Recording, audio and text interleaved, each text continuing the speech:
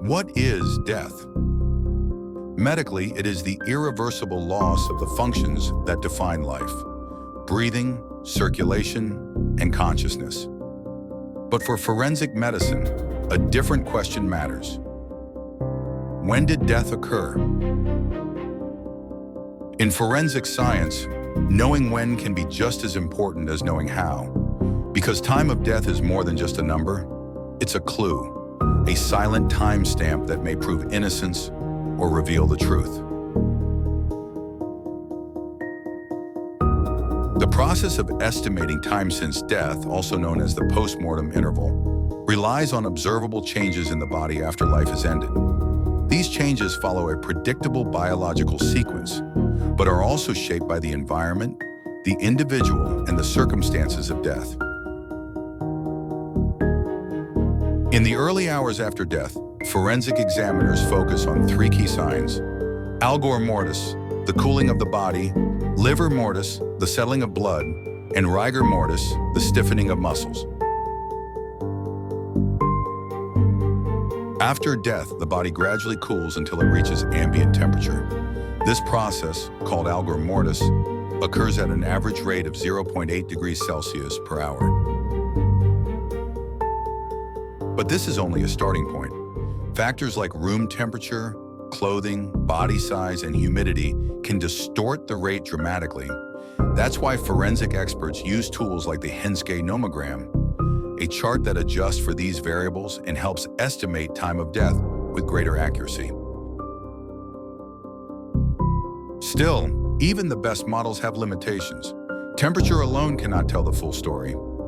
Livor mortis refers to the purplish discoloration that appears on the lower parts of the body as blood settles under gravity.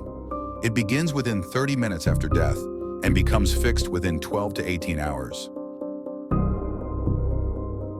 The presence, distribution, and fixation of lividity can reveal much.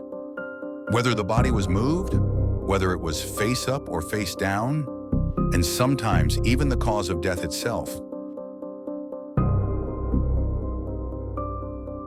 Rigor mortis is the postmortem stiffening of muscles caused by biochemical changes in the muscle fibers.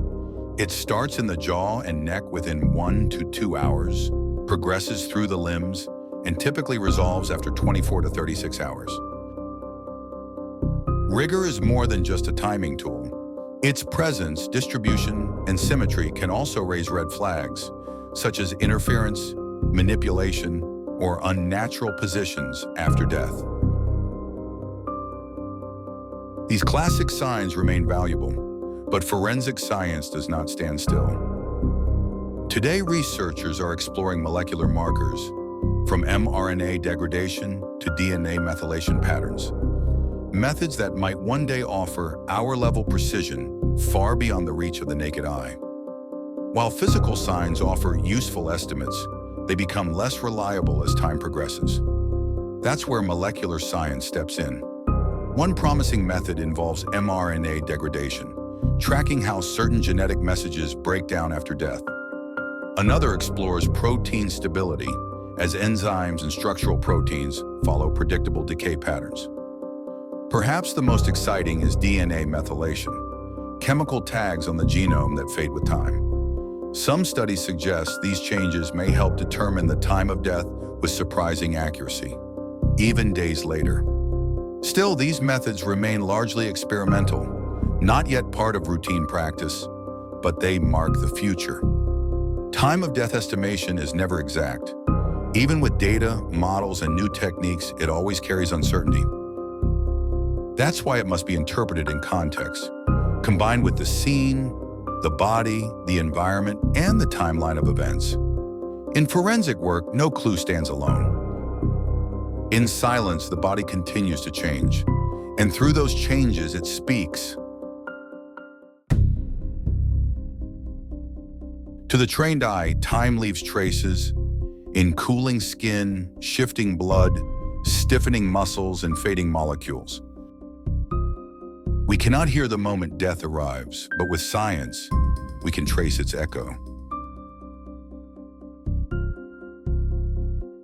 From the Handbook of Forensic Autopsy by Dr. Murat Nihat Arslan, available now.